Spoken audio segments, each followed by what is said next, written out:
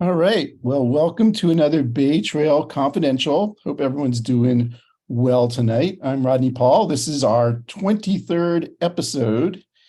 And what's really exciting is it's actually our second anniversary, but we're going to celebrate that more next month because we got so much to talk about this month. So I am joined, as always, by Lee Huo and Marie Sales. How are you both doing tonight? Doing great, Rodney. Looking forward to Awesome, another great Rodney. show.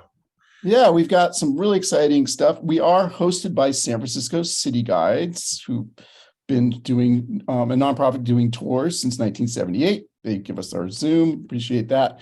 And we've got show notes, and there are going to be some important things we talk about on the show. We're going to be giving away 100 free hours of parking. Can you imagine in San Francisco what that could be worth?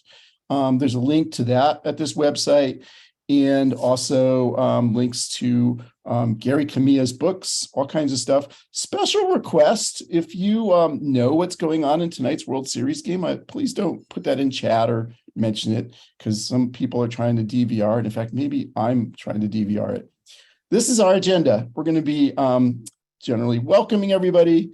We're going to have a brief update about the Bay Trail. That's something I found. Then we're going to be talking about Gary Kamiya's wonderful books about San Francisco.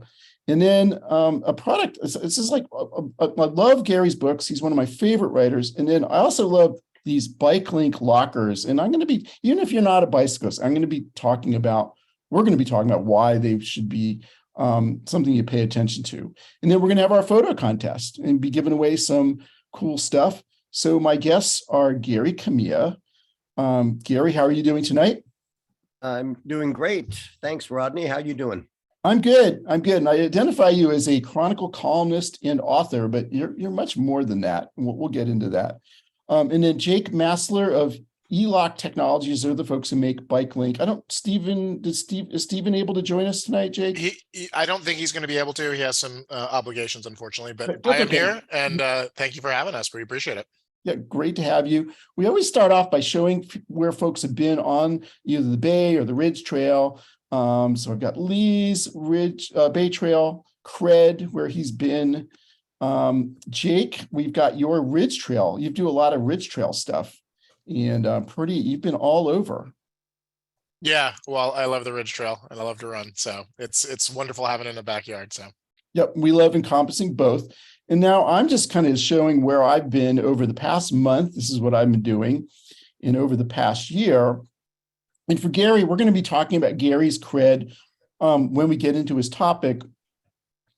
I want to do, we haven't really done a land acknowledgement on this show before. And, our second anniversary, I think it's time to really start doing that. So I want to just first say that we are talking about places on the land of the Ramaytush Ohlone, or the Yelamu Native American tribes. This is the San Francisco Peninsula was their ancestral homeland, and indigenous communities have lived in this area for hundreds of generations, and indigenous peoples from many nations make their homes in the Bay Area today. So we recognize and honor their ancestors, descendants, elders, and all other members of their communities. And I'll just add to that I think the least we owe to them is to understand the history. And Gary Kamiya's books, I think, do a great job of that. It's one of the things I really appreciate about them. So I do want to do a real quick trail update, and it has to do with the music that you were hearing. If you tuned in for the slideshow, it's from Midnight Kitchen, a wonderful blues band. And I went to go see them play at the place that's unfortunately closing, the Black Star Pirate Barbecue at Point San Pablo. But I was going there on my bike, and I did something that I didn't think was possible. So this is planned. Bay Trail has not been opened yet, but I was able to bike it because it turns out that there's this property there with some pretty funny names, and some people they were using it for parking for the San Pablo Marina, but it's a pretty cool place. And it has wonderful views of the East Brothers Lighthouse. This is the gate that was open. This will not normally be open, but it does actually lead over these railroad tracks to the Point San Pablo Marina, where the Black Star Pirate, the current barbecue is still operating, but probably isn't going to be for much longer.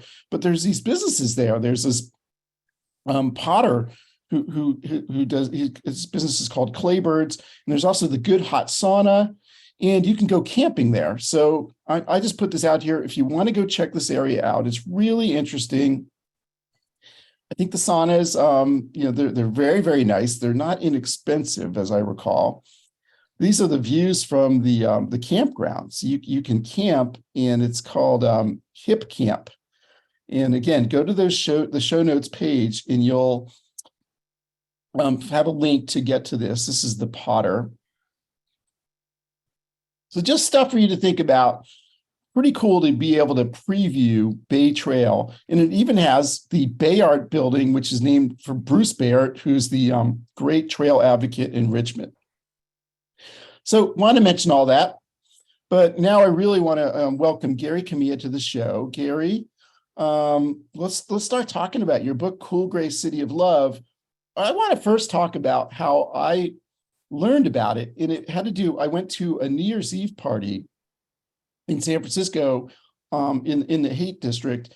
And it was my good friend, Chip Isaac, and his wife, Angela Palermo's New Year's Day party. And I met Chip's brother-in-law, Harvey Grossman, who told me about this great book he had read. People tell you about books at parties, and, you're like, oh, that sounds nice. But he was just so enthralled with this book that I just had to go check it out. And I loved this book when I read it. And Gary, I'm sure there's a lot of people who come to your book in a lot of interesting ways. It's 49 Views of San Francisco. And I thought I would just, plot all the places that get discussed in this book.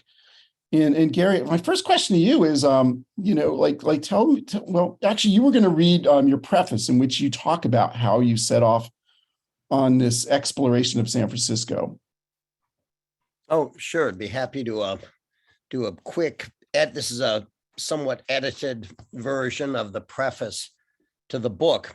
And I just have to say thanks, Rodney, for having me on this show. And I feel like everyone who's probably watching this are my people, in the sense that the whole idea of walking the Bay Trail, this sort of granular, exuberant love of, every inch of whatever your chosen terrain is very much part of what I was doing in a smaller area in San Francisco, with a lot of walking, biking, and getting around in different ways. Yes, here's the preface. This book begins and ends with walking. Its spirit is ambulatory, the product of the countless explorations I have made across San Francisco on foot. I began those wanderings more than 40 years ago, but only in the past 2 years have they assumed the obsessive form that has led my friends to hide when I come calling, chirpily announcing another thrill-packed excursion to the outer mission. Doing the knowledge is an expression used by London taxi drivers. To get a license, hacks must learn every single street in that vast metropolis. And as anyone who has ever looked at the endless map book, London A to Z, knows, that is a feat that would tax even Funes the Memorious, the character in the Borges story who never forgets anything. Preparing for the test is called doing the knowledge. I figured it wouldn't be that hard. Compared with London, San Francisco is a one-horse town. Plus, I already had a head start, having been a taxi driver here for years. So I set out to do the knowledge, walking and rolling version for San Francisco, to explore as many hills, streets, inlets, trails, vacant lots, and beaches as I could in the entire city. I left some out for reasons of logistics, personal safety, and utter boredom, but I was pretty thorough. If you divide the city into 1,000 approximately quarter square mile grids, I can honestly say I have set foot or bike tire on every one of them. I can't deny that there was a childish game-like element to my quest. Like all games, it involved a kind of miniaturization, a shrinking of the world. To be interesting, my middle universe had to have borders. I made the arbitrary decision that the 46 square miles bounded by Ocean Beach on the west, the waterfront on the north and east, and Daly City on the south were sacred space. Everything inside those lines was interesting by definition. This book is a voyage to a beautiful land I discovered long ago, and one that I am seeing for the first time today. So that's the end of the preface, but that gives a little sense of the spirit in which I started these explorations, which is, I think, very much like probably everyone doing the Bay Trail and the Ridge Trail. So Yeah, that's why I wanted you to read it, Gary. Is it really? I read that and I was like, oh yeah, that's kind of what I want to do too. In fact, I credit you as one of the people who inspired me to do this show. I just decided I wanted to really, really know the Bay Trail, and in doing so, learn the region. I live in the East Bay, and I live in Kensington, probably not very far from where you grew up in the Berkeley Hills. I'm curious, like, were this type of exploration, was that something you did as a child also? I mean, growing up in Berkeley, of course, there was always this, it was an earlier time, and growing up on near Campus Drive near Grizzly Peak, there's this, I have these really wonderfully poignant lost, you can't do it anymore, but we were like just playing hide and seek and sardines and all of these games in the backyards and the terrain of the hills was open, and trick-or-treating, you're wandering all through the Berkeley Hills with enormous shopping bags of candy, and the streets were just our playground, and they ended up on the hills. You could walk out onto the cyclotron, and then some of those streets are still like that, and that terrain is still inviting and available. So yeah, there was probably some very early childhood memories and experiences that made me love wandering around in this case a smaller city, but San Francisco was an entirely new adventure. And you were totally used to dealing with hills, obviously, Right. because that's a big part of the city. But it seems to me like you are also a historian, and like this Cool Gray City of Love is very much a history of San Francisco, but it's a history that's tied to place. Right. And I've talked to other friends who say, yeah, I have a copy of Cool Gray City of Love, and it's very dog-eared. I hear about these places and I'm like, I've got to go there. I've got to go to Billy Goat Hill. So who did you think of as your audience as you were writing these books?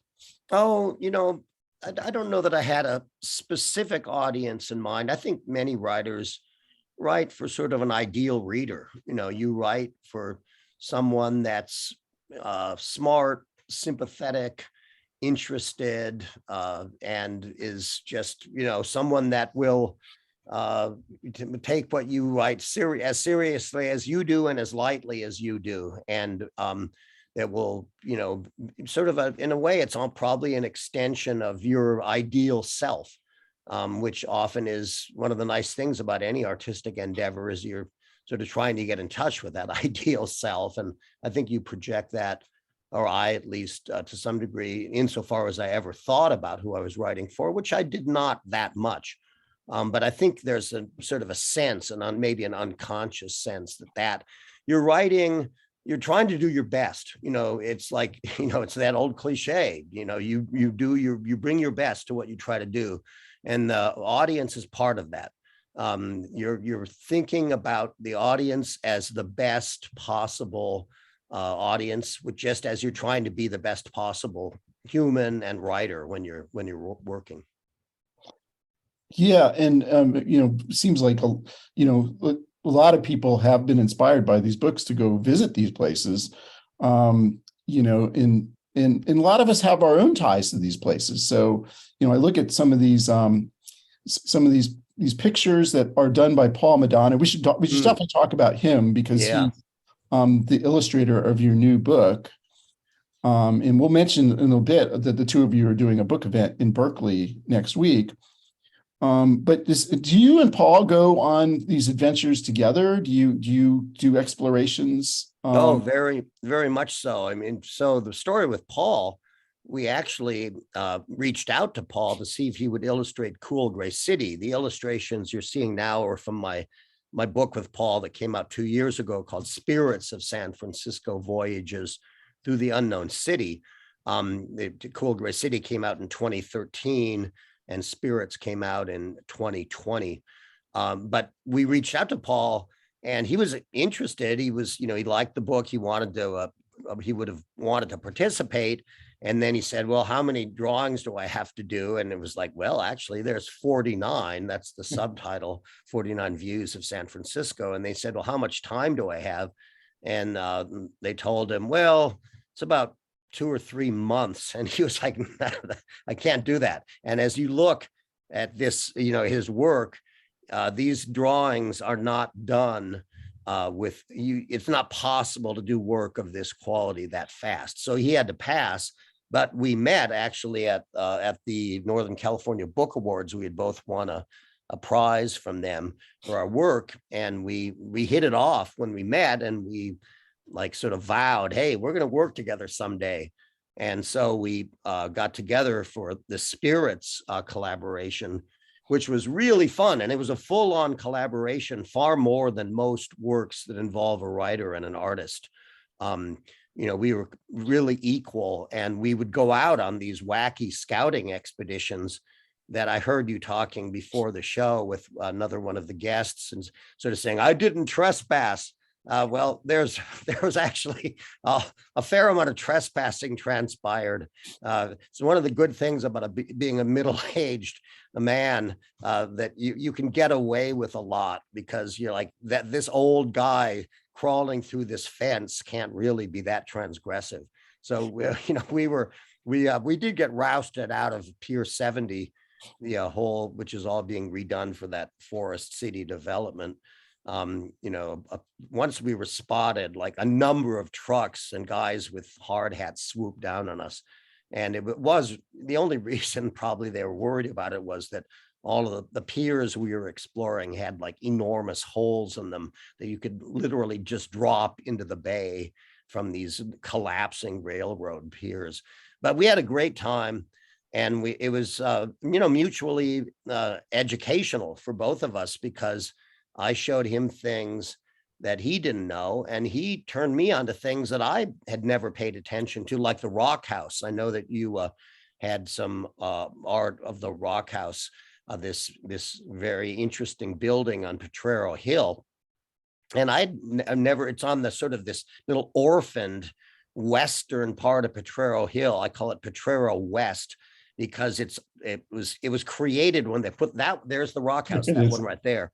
And it's on this little island of streets around Mariposa and San Bruno and 18th.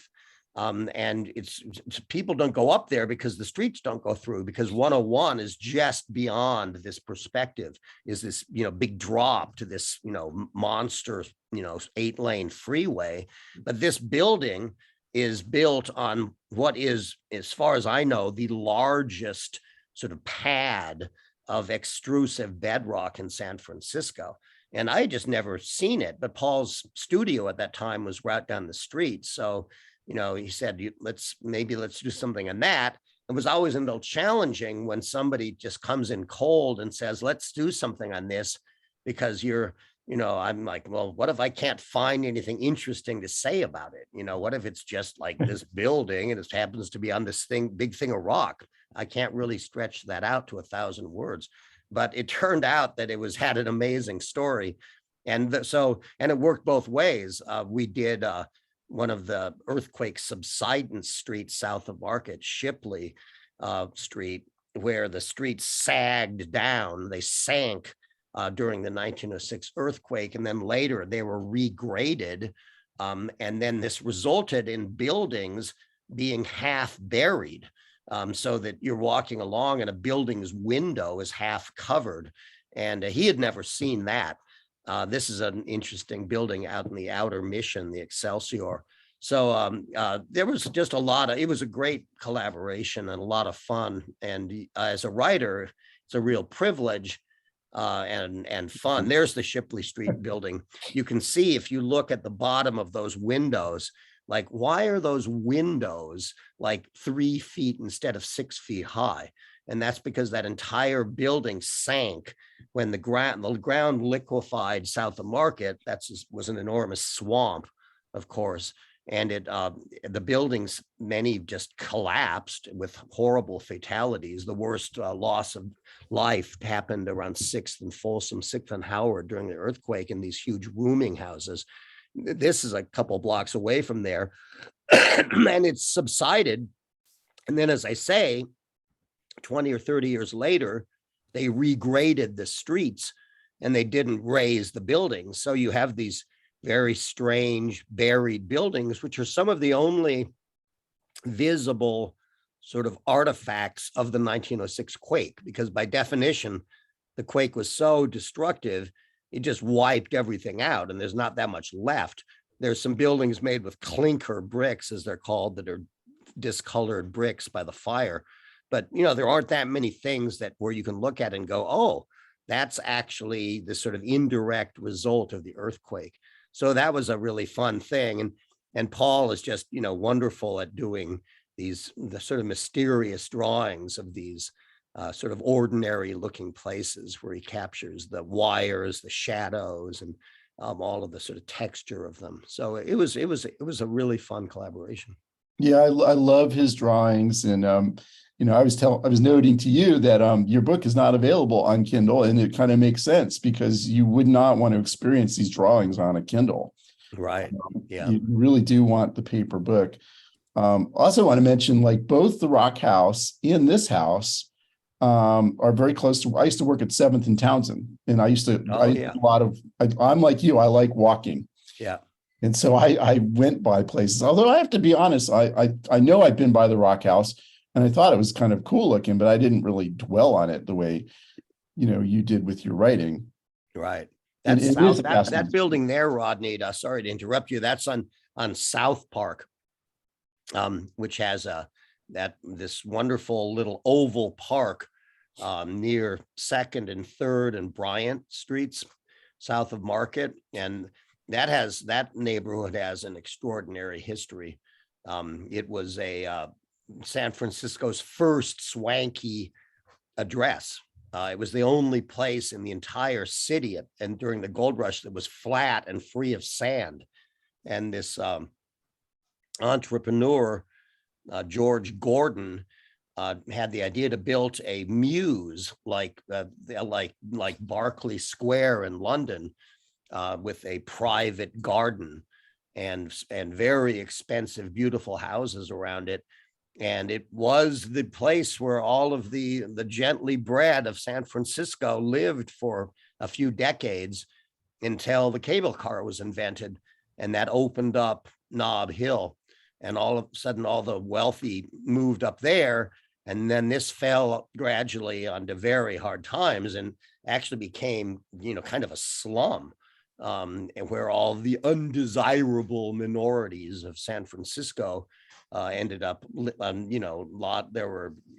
it became a major, it was one of the first Japan towns in San Francisco, actually, and had a fascinating up and down. When I first came to San Francisco in 1971, I write about this in the book, it was like really derelict there. There were old black men gathered around a trash can with a fire in it burning at the western end of the park. And I'd never been there. This, like, I just wandered there. But I could tell there was some fascinating story there. And that it had become, you know, a place where there were a lot of folks that were down on their luck.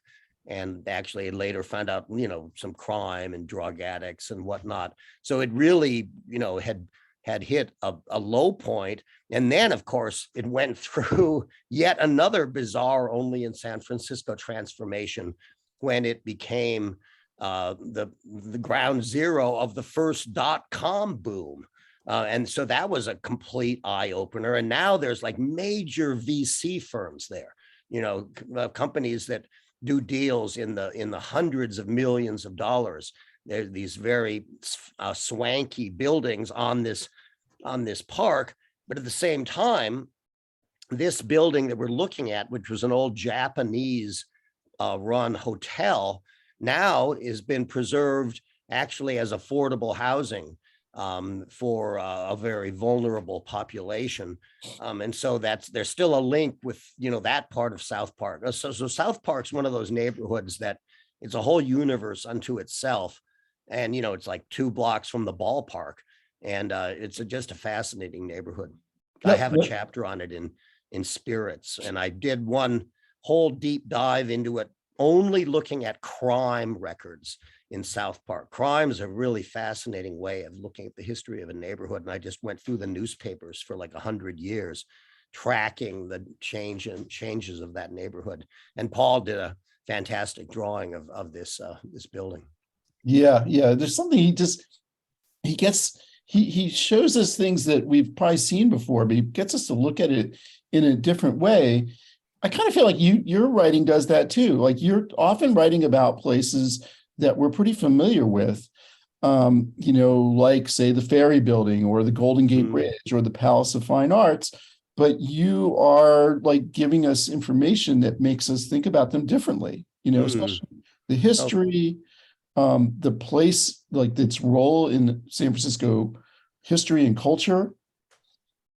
So like that's what I was saying when we were just getting ready to do the show, that, I feel like you're not writing for just this broad audience who's interested in San Francisco. You're writing for those of us who really live here and love it. And are you conscious of that being like your core audience? Yeah, I mean, absolutely. Or I'm writing for people that, they may have just come here and, people are always looking for something to connect them with where they are in every way, whether it's, geographical, spiritual, emotional, but, there's actually a word for what all of us, I think, are prone to, it's topophilia, love of place. And a place is incredibly important to everyone. And it really doesn't matter where you live. It could be, I think, San Francisco in the Bay Area is a exceptionally remarkable area in so many ways. And we're all very blessed to live here. But you can live in anywhere. And if you approach, like, look at this drawing, for example, Paul's drawing, this is division and eighth. This is not conventionally beautiful.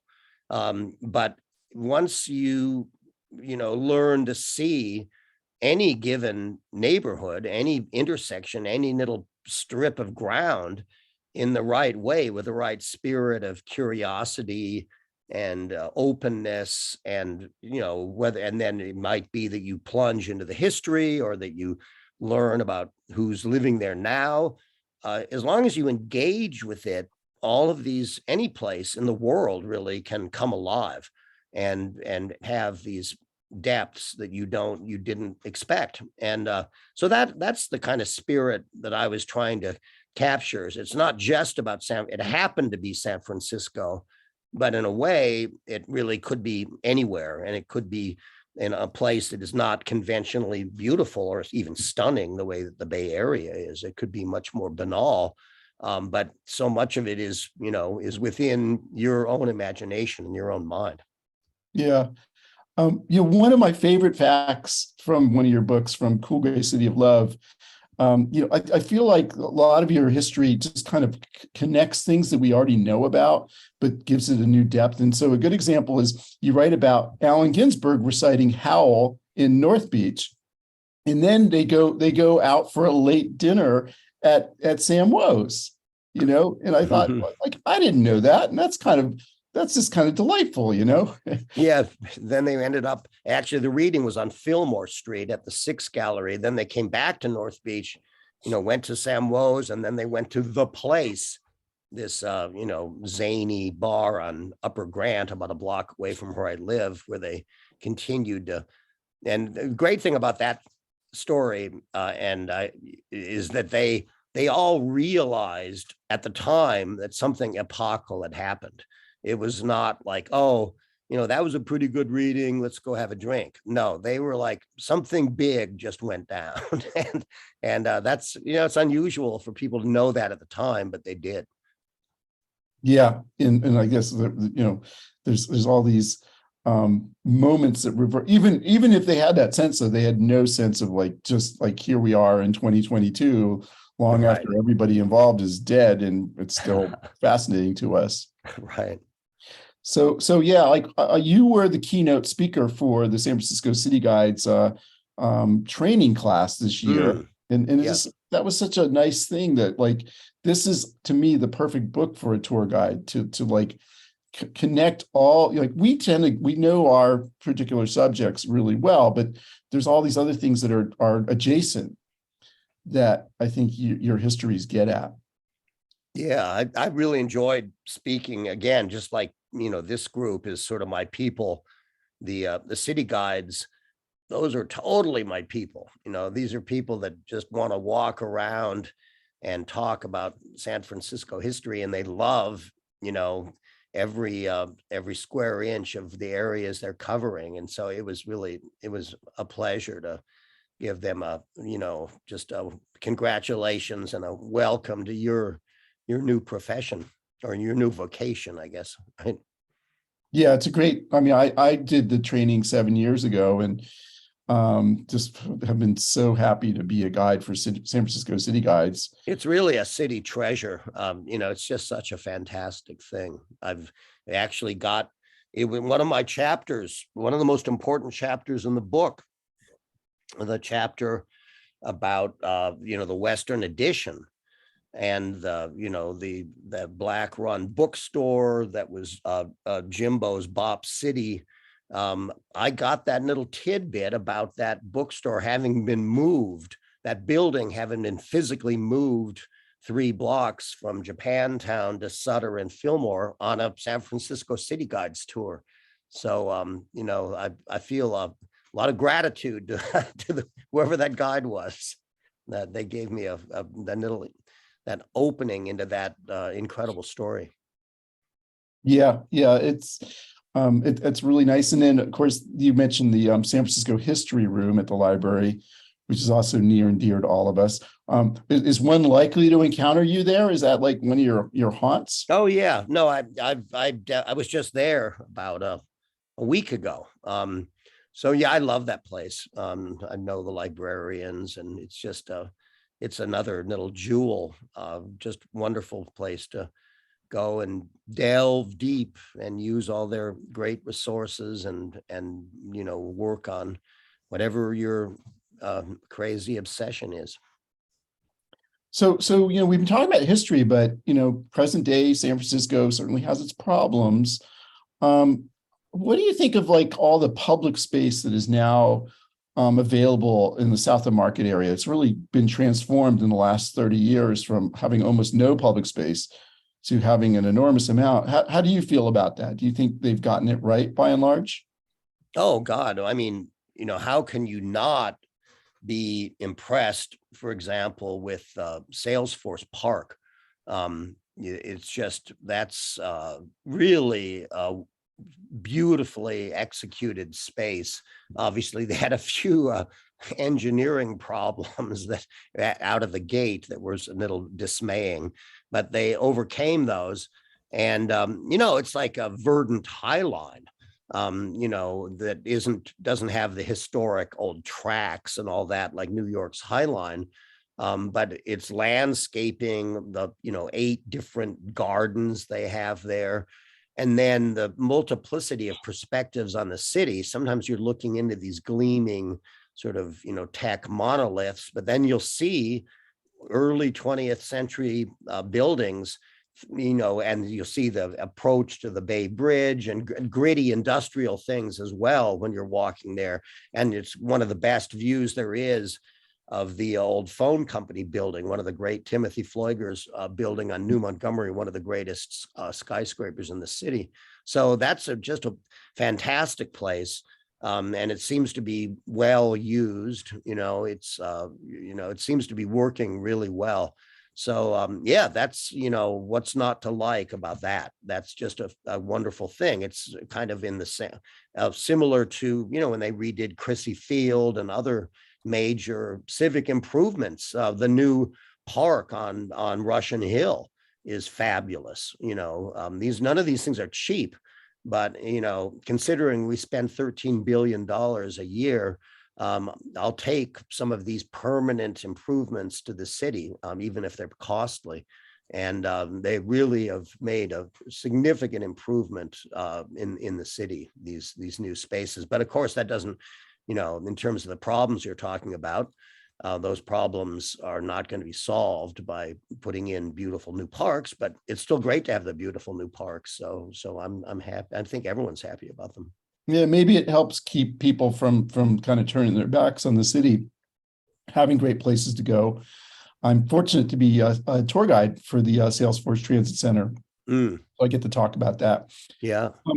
We were going to spotlight some locations. We're kind of running short on time, but mentioning a few places that, I think, what I'd really recommend people do is get your books and read about these places and visit them.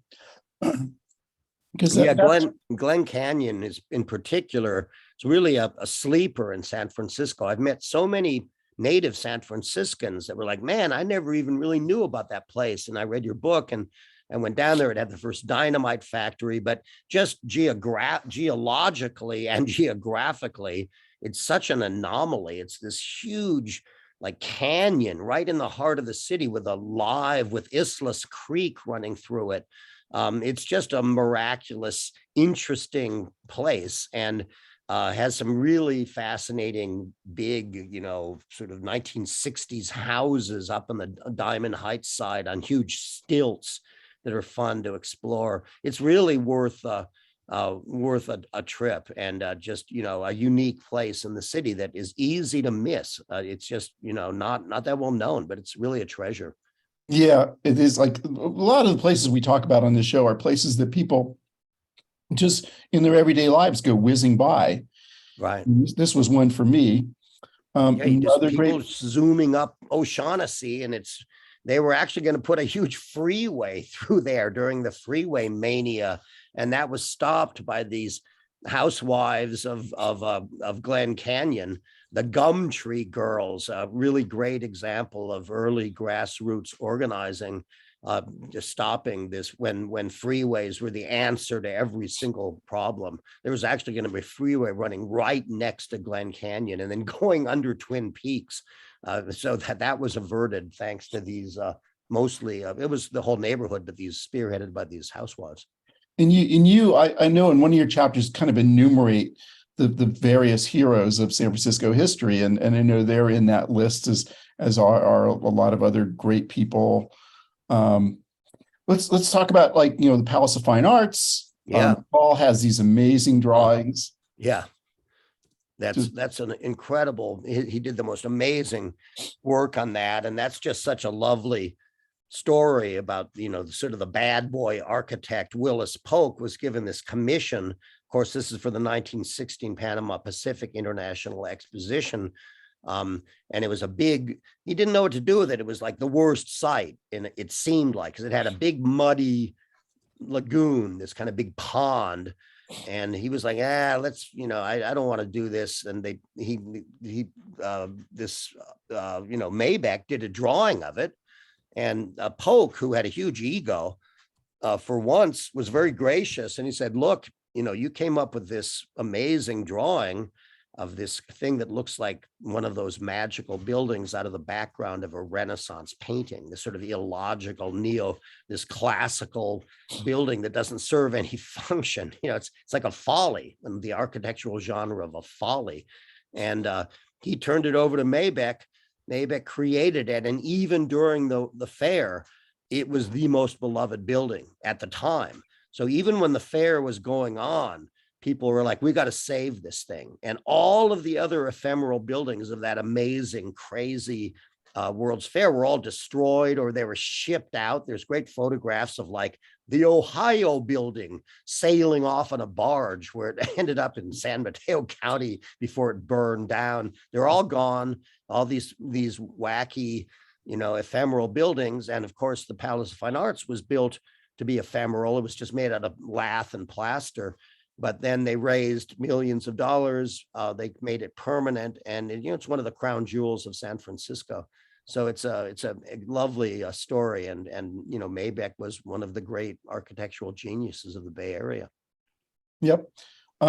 We already talked about the Rock House, but here's the address of it. And the thing you mentioned is that when you drive on 101, you actually go right by it, and most of us don't think to look, but I think it's on the west side of the street, so that west side of 101. So you're not used to, you think of Potrero Hill, it's on the east side of 101, but there's this little orphaned part of the hill that I call Potrero West that's on the other side. And then once you're aware of it, you go, oh yeah, that actually is part of the geological configuration of Potrero Hill. It just got cut off by this monstrous freeway. And there's, these interesting little streets up there that including this wonderful rock house. Yep. And then the fourth one we was Billy Goat Hill, which, your writing was so, it was probably the sort of place that a lot of people just walk by and not pay much attention to, but you wrote so much about the geology in this great book, Streetcar to Subduction. Yes, wonderful, sort of a cult classic. And, this really eccentric, brilliant geologist, Clyde Warhoftig, who actually at the end of his life came out as gay in a speech that he made to the Geology Association and received a standing ovation. So, it took a lot of guts for him to do that. And he actually has one little sly line in this book where he's saying you can take, because the reason it's called streetcars, he didn't drive, so he took public transportation everywhere. And he's talking at one point, I think might even be about this place, can't remember, but he was taking a streetcar through the Castro, and he just adds in a little parenthesis, don't get subduced. So don't get seduced. So it's this kind of nod, wink, wink. But it's a wonderful book. And the reason that it played a role in this chapter was he points out that this park, Billy Goat Hill, which is a natural area, what's called a natural area, it's a designated space where they try to keep out invasive non-natural species, is one of the best places, if not the best place in San Francisco, to see these three primary rocks that are found in the San Francisco geological formation. It's called the Franciscan Formation. So pillow basalt, a radiolarian chert, and gray wacky. And each one of those, is found there. And that's not normally the case because they kind of run in these diagonal strips through the city. So I'm terrible at science. And I had this wonderful teacher in the book, Doris Sloan, this wonderful older a woman that was a superb geologist. And, she was just a great guide. But I have to admit that probably if I had to give a lecture on the distinctions between these rocks, it would be full of glaring errors. But it was a really lovely day with her, just moving around through all these places. And that's a delightful little park, and also has a connection to the rogue blasters of San Francisco, the Gray brothers, who were these total villains that were always quarrying illegally. and that was one of their quarry sites also. So it's a really interesting place, and not well known. It's pretty obscure. Yeah, I mean, you really brought it to life in the book, and that was one of my first takeaways. Was that was way high on my list of places I wanted to check out. And so there's going to be places in the book that people have heard about, but also new places for you to explore. Did want to mention, Gary, you do these wonderful tours on the Peregrine. Yeah, Tide Line. They're called Tide Line is the company. They've sort of postponed them right now because the Peregrine, this lovely boat, the very nicely equipped boat that I give the tours on, has been needed repairs, but we're hoping to start up again in January of 2023. So you can go to my website, GaryKamiya.com, or you can go to the Tide Line. I think it's tideline.com, unless it's tideline.org. But you can find out the schedules there. And I put it on my Facebook page as well. Yeah, and again, the show notes page has a link to your site. If I can hold on, I'm trying to. It's in chat, so go check that out. And then the other thing is, you've got a book event next week in Berkeley at Mrs. Dalloway's, and I'm going to go to that. Yeah, and that's going to be fun. Paul Madonna will be there with me. We'll be yakking about the new book. Yeah, well, I'm looking forward to that, Gary. Thank you so much for coming on Bay Trail Confidential. Looking forward to, you also have the Portals on of the Past column, which is widely loved. So I'm sure we'll be hearing much more from you in the future. But thank you, Rodney. It's a pleasure to be on your show. Thanks for having me. Great. So then we're going to move on to our next guest, Jake Masler, and talk about BikeLink. Jake, how are you doing tonight? I'm doing awesome. Thank you so much for the opportunity to come on the show. Yeah, and this photograph here is El Cerrito Plaza, and these are just like bike lockers, and you might not think, oh, they're just bike lockers, but these are the very first BikeLink lockers that were installed anywhere, with my understanding. And the interesting thing for me was that this happened within a year of my bike being stolen from the El Cerrito Plaza BART station, from a different type of locker that wasn't very secure. Yeah, So, these were the first ones that were installed in about 2002. I personally live about a mile from the station. I'm a native that grew up here in El Cerrito, so kind of awesome to see the whole genesis of electronic on-demand bike parking started in El Cerrito.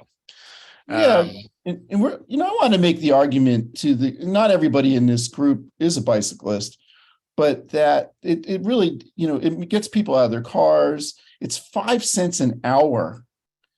And we're going to give you a deal where you can actually get 100 free hours. And that might only seem like it's worth $5, but it's actually worth, to me, a lot more than that. You've got 450 locations, a lot of them in the Bay Area, some of them outside of the Bay Area. There's an app, and that's going to be where you get this 100 hours. We'll talk about that in a little bit. You can also use your Clipper card. And this is like ideal for like an e-bike that, e-bikes are not cheap, especially the good ones. And that's the first thing you have to worry about is my bike going to get stolen? Yeah, absolutely. The whole BikeLink system was invented based on the fact that, there's a lot of traditional mechanical locker systems around transit. And, even if you're a hardcore bike commuter, you're probably only commuting 35 to 40 times a year. And so they were sitting vacant the vast majority of the time. And so what this enables is multiple cyclists to use the same space over the course of a year. So it's utilitarian, it's cheap, everybody can access it for 50 cents a day. Basically, you can park your bike securely. And so it really does help enable alternative transportation, because you have to have somewhere secure to park. Because as we know in the Bay Area, you park at a U-Rack and lock your bike up, it's probably not going to be there at the end of the day. Especially my nice bike. That's the thing. I don't have an e-bike, but my nice bike I love it. It's nice. I don't want it stolen. And these things give me peace of mind. Let's start talking about, first of all, we're going to show this again, but this is the deal. You get the app on your phone, And then you're going to send an email to support@bikelink.org with the subject Bay Confidential, and they're going to give you 100 free hours of parking. I mean, you imagine what you would pay in like Union Square to park for 100 hours. Maybe if it wasn't a bike, but this is worth lots of money, folks. Here's the locations in San Francisco. There's a glaring omission in my mind. I would love to see BikeLink lockers in Golden Gate Park. And there is some talk that if that Measure N passes in the upcoming election, they're going to be looking at how the concourse parking lot is being managed, in that it might very well have bike lockers in it. That would I was going to say, if you're a resident of the city, so we're partnered with 92 public agencies across the country. If you are a resident of the city, as I used to be, I would advocate that you want more secure long-term bike parking options and where you want them. SFMTA is our major partner in the city, but we're also partnered with BART in the city, as well as the Presidio as well. So, reach out and talk to your representatives and say that you want more secure long-term bike parking. That's the easiest way to get it where you want it. Yeah, and I really want us to be more advocates for this, because I think they're really great. Now, I'm lucky enough to live in the East Bay, where there are quite a few of these, and not just at BART stations. And you told me, Jake, there's going to be a brand new one at the Albany Beach. Yes, so right on the Bay Trail, which we all know and love, and I spend quite a few hours biking and running on. It's going to be right down at the Albany waterfront. It's going to be some of our oversized bike parking, some cargo bike spaces. It'll be right there next to the restroom facilities, right as you enter the waterfront down there, right before the bulb and right before the beach. So we're pretty excited about that. And the idea is you bike to a park, and then you park your bike, and then you can walk. Because I like both biking and walking, and they're both useful ways to explore places. Here's what the peninsula looks like. The peninsula is pretty good, but unfortunately, these are all Caltrain stations. And here's where a lot of the great Bay Trail stuff is, like Bear Island. You're going to have a bit of a walk to get from the BikeLink locker to Bear Island. And what it means for me is I probably won't take my nice bike there. Someone wants me to repost the info for the free parking. I will. It's also on that website that let's see, why am I not? I'm trying to copy let me do this real quick. The show notes page, it's not doing copy and paste. If you scroll up in chat, you'll see a link that says Nov. Oh yeah, you guys will see nov22.baytrailconfidential.com, and that does get you that. We'll show it again in a little bit. So here's BikeLink lockers near the Bay and Ridge trails. The one that I'm real excited about is this one at Tunnel Tops. Yeah, we're partnered with the Presidio. There is 8 spaces of on-demand parking right there, right next to Tunnel Tops, which provides access to a bunch of different awesome amenities down there. So yeah, they're gorgeous. They're brand new. It's right at the Presidio Transit Center. It's a short walk to all those facilities over there. And the Palace of Fine Arts. Yep. So there. Yep, exactly. And then this is something I do. Bay Wheels. That's the bike share system. When you have these lockers near the bike share, what I do is I ride my nice bike to the lockers, park my bike there, and then I switch to the bike share bikes, because you don't have to worry about those getting stolen. So that's kind of a handy thing. And then I've just got some pictures of these things. But Jake, let's go back to this. You were saying, like, we can advocate, like, what's the kind of agency we would want to be recommending these things to? It depends where you live, and I'm happy to provide guidance for folks in different counties around here. But if you're in the city, SFMTA is going to be the place you want to go. We're actually partnering with them for taking back some car parking spaces in the city that we're doing some lockers at coming up soon. So that would definitely be your organization of choice in the city. In the East Bay, We really would like to see more going on with individual cities. City of Oakland does a lot of great stuff. City of Albany, City of Berkeley, BART obviously, but that's all transit oriented. And now we're going to be, this is down in Albany will be our first East Bay Regional Park. I would love to see people advocating for the East Bay Regional Parks. That's also kind of selfish of me because I like accessing the trail system in the East Bay Regional Parks via bike. But those are some good options. It's not purely selfish of you, Jake. We all like that stuff too, Yeah, exactly. I know. Everybody here probably loves the East Bay Regional Parks as much as I do. But I'll tell you that, I got in touch with you, Jake, a couple months ago. And the reason was I went to Kaiser and I didn't take my nice bike to Kaiser because I didn't want to have to lock it somewhere that would be exposed. And then in Kaiser, Oakland, in front of the Fabiola building, lo and behold, there were these lockers. And I got really excited. This is something that's really, changing things. Now, Marie, I know you are an e-bike owner. That I am. And I was just sharing before we started that I really have to think twice about where I go and what I do because I don't want to leave my e-bike outside.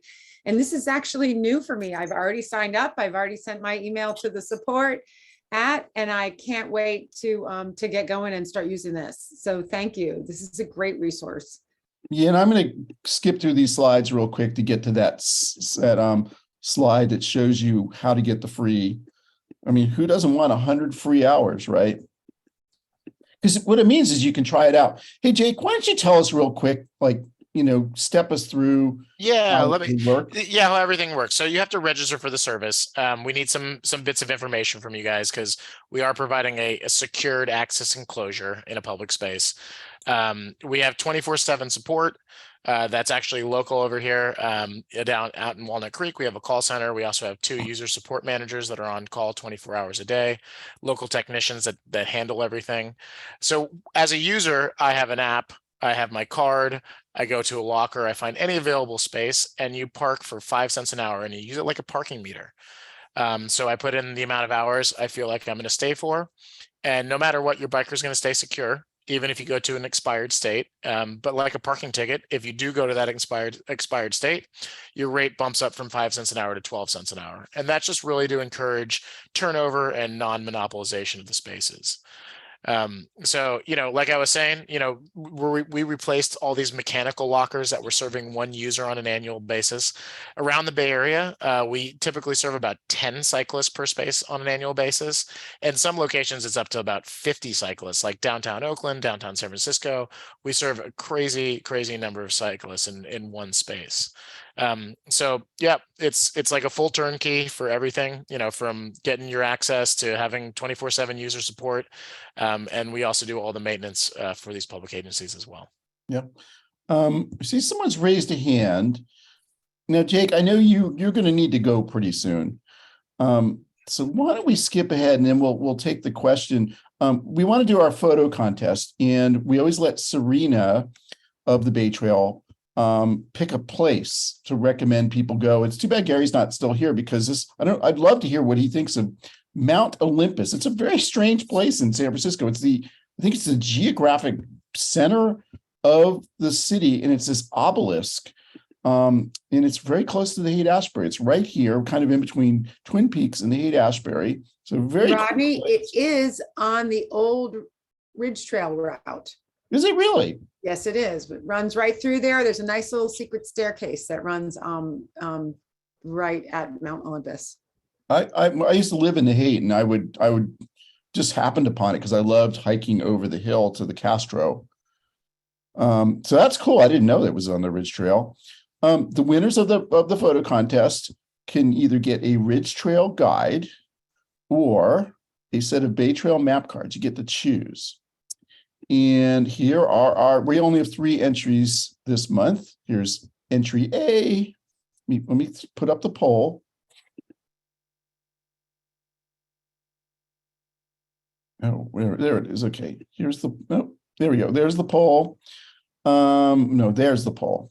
Hopefully you guys can see that. Entry A, entry B, And entry C. So are you guys able to vote? I see. Okay, one person voted. That's good. Yeah, it's good practice for Tuesday. All right, A, B, C. And then here's miniatures of each. We have a very, very close election. I'm going to close the polls in 5, 4, 3, 2, 1. Oh man, it's tied. It's tied. Marie, Lee, can we actually let the B and C people each get a prize since it's tied? Absolutely. All right, It's all let me about show getting that. people out there. All right, that was crazy. I hope this doesn't happen on Tuesday. You know, it'd be very weird if we had a lot of ties. Want to thank the people who provided photos, especially like John Adams and Paul Madonna, who illustrated Gary's books. Here's our happy trails. Hopefully you guys will hear this. Can you guys hear it? Yes, good. Happy trails to you until we meet again.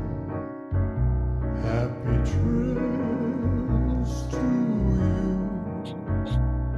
Keep smiling until then. Who cares about the clouds if we're together? Just sing a song and bring the sunny weather. Happy trails to you until we meet again. Until we meet again.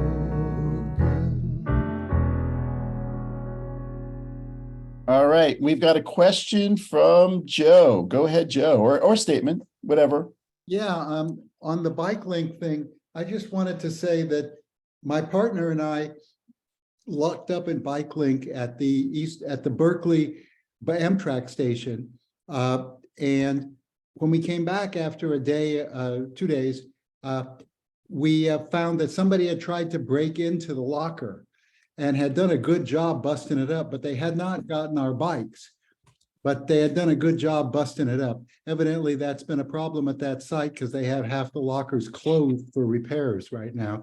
I was hoping maybe he would be able to speak to that. Oh, Jake's still with us. Jake, did you I know know. about that? But the thing I wanted to say before he talks is the people who came and helped us. Say it again. Anthony was just wonderful, and the person who dispatched him and we talked to on the phone was Justice, and they were just wonderful and very good. And within a half an hour or so, we were on our way with our bikes, all right.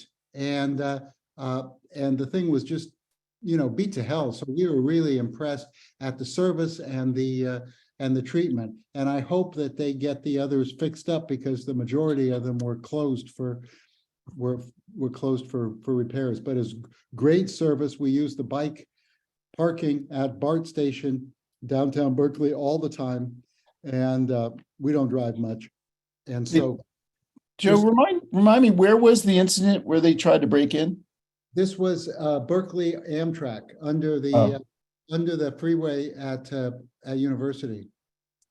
Yeah, I've left my bike there, but I've done it during the day and not been too long. I think that maybe, yeah. Some places like the Salesforce Transit Center, I think that has very good security. But Jake, do you want to comment on this? Yeah, totally.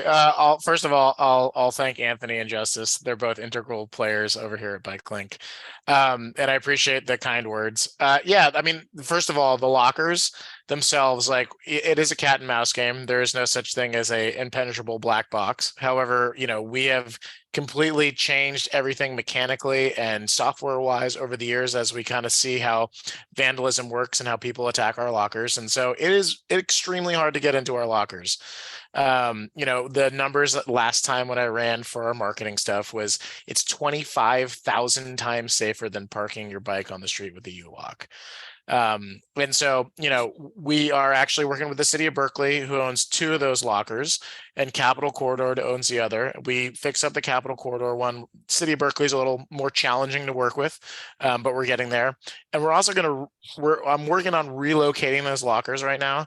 They're just in a bad location. There's a lot of encampment around there. People's eyes on them. We're trying to get them more on the platform there at the Amtrak station. Lighting, cameras, eyes on it. Those are things that deter vandalism. Also, like not parking for extremely long periods of time with nice bikes, I wouldn't recommend, no matter where you are. But yeah, we're trying to mitigate all those kind of security threats and working with the facility owners to really figure out the best solutions. And we did some security upgrades on those guys as well. So It would be nice if whoever is responsible for that Amtrak station in general, whether it's Amtrak, City of Berkeley, Caltrans, I don't know who's exactly responsible for what, but the general maintenance around that station, not the BikeLink stuff, is just terrible. And if you can put a word in on that, they took out the machines to sell tickets and they're gone. And the old station that had a restaurant in it is now completely empty.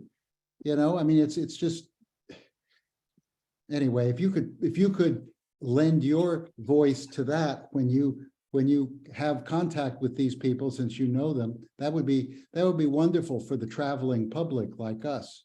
I will definitely provide feedback to Capital Corridor in the city. Absolutely. Those are the responsible entities as well as Amtrak. Amtrak's a little harder to deal with, but I have good contacts at the other 2 locations. So I'll pass on those words. Yeah, thanks for that, Joe. And I also have had really good dealings with the BikeLink, and you guys are my all-time favorite.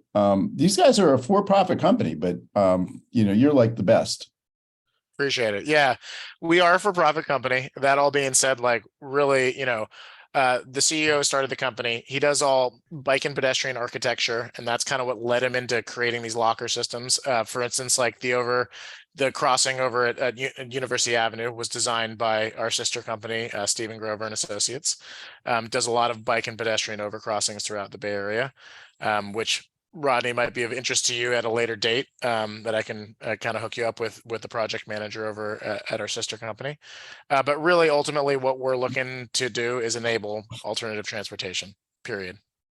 And we want to see more secure bike parking everywhere, because my wife won't meet me anywhere where there isn't secure bike parking. So and I understand that. So we plan our lives around where you can park your bike when you're going around the Bay Area. And now we have 200 locations where you can really go anywhere you want, whether it's transit, downtown locations, shopping, and I'd like to see more at trailheads, to be honest. And we're getting there. It just keeps getting better. So yeah, thanks, Jake. Thanks for being a guest. There's that URL. I keep trying. I will type it in the chat, but links to everything is at that show notes page. And yeah, I hope some of you can come to this Gary Kamiya book event. That's going to be fun. Click on that, make sure that works. Does work. And Rodney, I threw out there on the chat that we're having a service day on Saturday. It's our big day, Ridge Trail Service Day of the year, where we have 13 different sites around the Bay Area. If you want to get in, kind of get dirty, build some trail, do some stewardship, transport, plantings, etc. And there's a couple of spots left open, and I put the link down in the chat. Cool. Yeah, and I'll try to spread the word on that. So Ridge Trail Service Day, you said it's this weekend? This Saturday, the 5th. I'll be down at Sanborn Park, and we have sites in almost every county around the Bay Area. Great. And then our next show will be on Wednesday, December 7th. It's going to be our 2nd anniversary show. Got some exciting stuff we're going to be sharing with you guys. It's been such a great odyssey. I think tonight for me is a real high water mark. Is great having Gary Kamiya, great having you, Jake. Does anybody have any questions or comments they would like to share? We don't have Paco tonight. That's my only disappointment. Paco is he has been the most loyal attendee of all my events, and we always love hearing from him. Any last thoughts from you, Lee or Marie? No, just another fantastic show, and I cannot believe it's been 2 years already. It feels like just yesterday I was talking to you on the phone about this. Yeah, the only hard show to do was the first one. We just were like, it's always hard to get these things off the ground, but once we did, we've had a lot of fun doing this. I'm looking forward to another great year ahead. I've got a big collection of ideas that we're working on. So Great. And we're so grateful to be included into the fold with it. Yep. We are going to have a name change coming up, because we are not just the Bay Trail. We are the Ridge Trail, and we love the Crosstown Trail in San Francisco, and the Berkeley Paths and the Kensington Paths. We love all that stuff. So we are not going to just be Bay Trail Confidential. Beginning in January of 2023, I think I can even hint at what the name is going to be. It's going to be Bay Area Trails Confidential. So, okay, I think we will wrap it up. Nobody said anything about the World Series. Thank you for not spoiling the World Series. I hope everyone has a great time out on the trails until we see you in December. Everyone have a very good night. Great having you. Happy trails. Thanks, everyone. Have a great night. Thank you for the opportunity, and enjoy the trails, guys. And I'm loading your accounts now. Yeah, thanks again, Jake. And thank you for the 100 free hours. Yeah, I'm literally, everybody who sent an email tonight, I see a bunch of people download the app. Good work. I'm sending you your value right now. How can you even put a price tag on that? Enjoy. Happy biking. All right. See everybody.